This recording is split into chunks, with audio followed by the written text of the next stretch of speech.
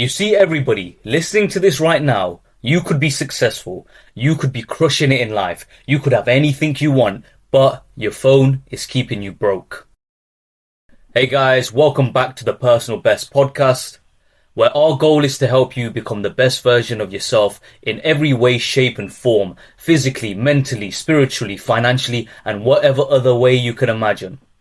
Today, I'm going to discuss my own experiences with phone addiction, how they are designed to keep you trapped, why your phone is keeping you broke, and a few simple tips to help you break free from these devices.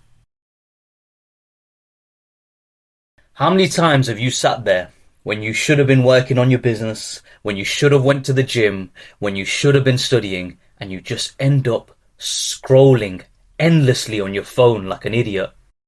Throughout my whole life, this was a reoccurring theme, and it would infuriate me.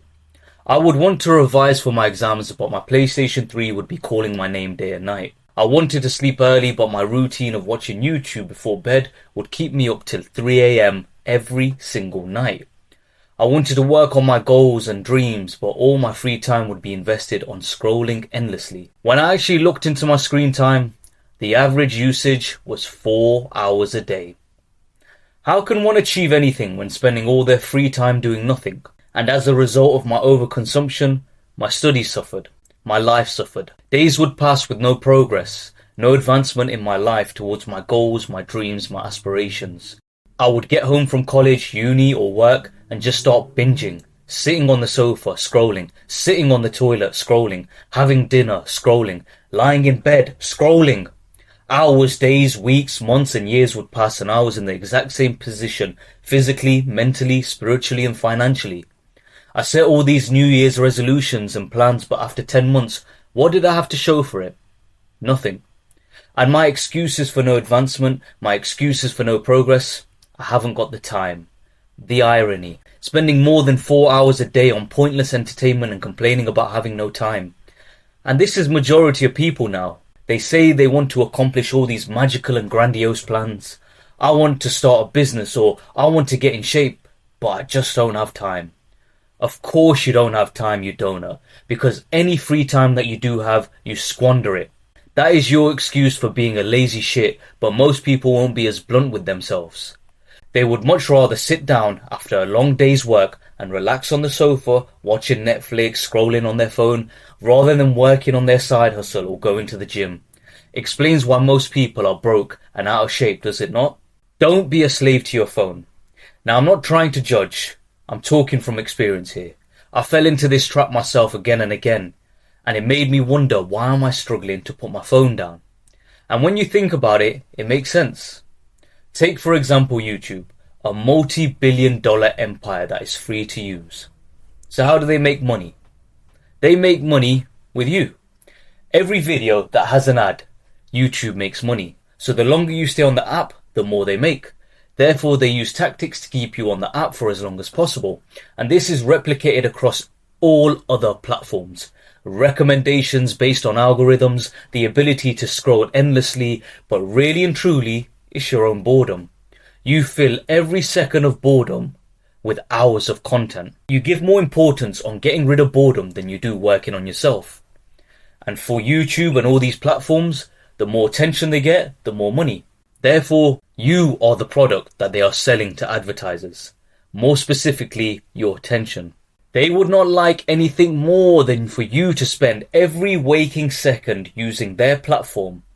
And this is what they are actively trying to make you do. Did you know the creators of these platforms and devices, such as Steve Jobs and Bill Gates, actually limit their children's technology use? Steve Jobs even said, "We don't allow the iPad in the home. We think it's dangerous for them in effect." They believe themselves it is a waste of time and a killer of creativity, but yet they are more than happy for you to spend your entire existence on their devices. Isn't that a telltale sign that people who made these devices and applications understand the dangers and so limit their children's usage? Why are we not having the same limitations for ourselves and our loved ones? Boredom doesn't exist where creativity lives. When you fill every second of boredom with hours of distraction, how can you find the time to be creative? That's where the magic is, in the boredom. That's where we have the insane business idea. That's when we find the time to build upon it, tweaking it until it's perfect. But if you're too busy playing games and scrolling social media, where are you going to find the time to be bored? And therefore, where are you going to find the time to be creative and create something that will benefit you? When you scroll, you are essentially lifeless. You are a zombie just consuming content and games. This thought first clicked in my head when I saw my nieces. One is 7 and the other 3. So full of life and energy, screaming, shouting, playing, jumping and fighting. Put a screen in front of their faces though, and you will see them completely lifeless. It's actually scary. Their eyes don't move. Their bodies sit still. They can barely hear what you are saying until you turn the device off. Take notice the next time a child in your family has an iPad put in front of their faces. This is us under a microscope. Dead to the world and wasting our most important asset, time. You aren't present for anything. Your mind is elsewhere, and your time is not coming back. Every second that you spend on social media, video games and scrolling is bringing you zero bang for your buck. But some may be saying, oh, but I can multitask, I can work and be on my phone and it's not that bad for me. I don't care what you say. If you have a phone in your hand, every task becomes 3 times longer than it needs to be. And most people aren't willing to admit this. For example, it's dinner time, but of course you need your phone for entertainment. So what should have been a 15-minute meal turns into a 45-minute scrolling session. A 5-minute toilet trip becomes a 15-minute binge. Even when you wake up in the morning, where you would have normally woke up straight away and got on with your day, a phone in your face can make you sit there for hours before needing to get up. It's the same thing at night time. When you're meant to go to sleep and you're sitting in your bed scrolling, how quickly does 2 hours pass before you even realise? You keep searching for the next hit of dopamine like a junkie and disregard all the tasks that you need to accomplish. Try this the next time. Eat without your phone. Realise how much quicker dinner is done with. And if you have dinner with your family, notice how much more present you are in the conversation. The next time you're going to sleep, leave your phone out of the room. Realise how quickly you fall asleep. That time could be used for something more useful, but you end up spending it looking at a screen. And that's what it is essentially. If you removed your phone from the situation, you would literally be doing nothing in all scenarios. In fact, do this. Next time you find yourself sitting on your sofa scrolling, put your phone away and realise what you are doing. Before you know it, you won't be sitting there anymore. You'll get on with whatever you need to be doing. Next time you're scrolling first thing in the morning, put your phone away and you'll get out of bed and on with your day within a minute. It's either that or you just sit there looking at the walls, and anyone in their right mind will not do that because again, it's boring. But do not divert your boredom towards cheap forms of dopamine like scrolling. Divert your boredom towards high quality forms such as goals. Take action. Make a start on that business. Pick up that book. Get in the gym. Prep your meals. Go to that martial arts class. You know what it is for you, so put your phone down and get to work. It's weird, when these cheap dopamine sources aren't an option, then you have no choice but to do what you need to do, because your only other option is to sit at home and do nothing. There's zero distractions. As you build the discipline to disconnect, you will see how easy it is to get the things you wanted in life done.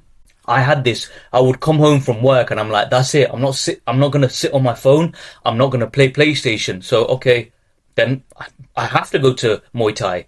I have to go to the gym. I have to do this. I have to do that, because what's my other option? But how does one break free from these devices? Over the years, I've tried and tested many techniques, and here are the few that work for me. Number 1, out of sight, out of mind. If it's not in the room, you can't use it. Sounds very stupid, but very effective. Find somewhere you can hide your phone as you work. Do not keep it next to you or in your pocket, because every notification has the potential to distract you for up to 2 hours.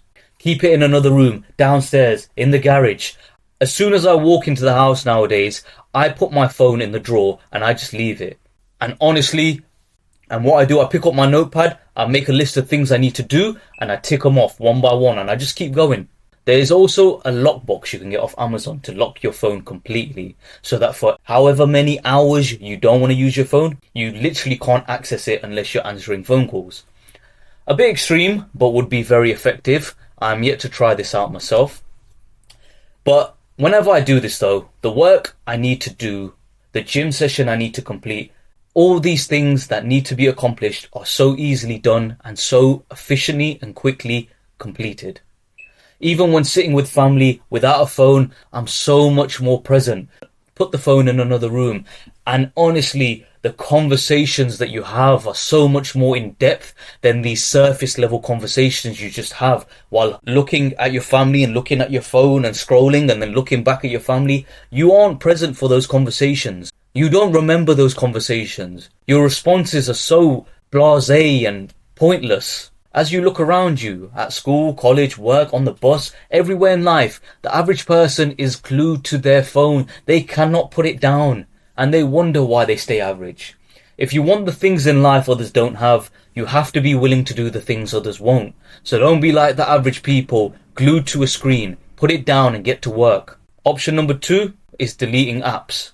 Certain apps on your phone are very convenient in terms of usage. When you're waiting for a bus, it's easy and convenient to scroll on Instagram Reels when you have the app, or go on YouTube Shorts. And in those situations, it seems valid. You're waiting for the bus, let me scroll for a bit so the time goes quicker. But you replicate this in your own home. After a long day's work, you want to just sit down on the sofa, you open Instagram for a quick second, only 5 minutes.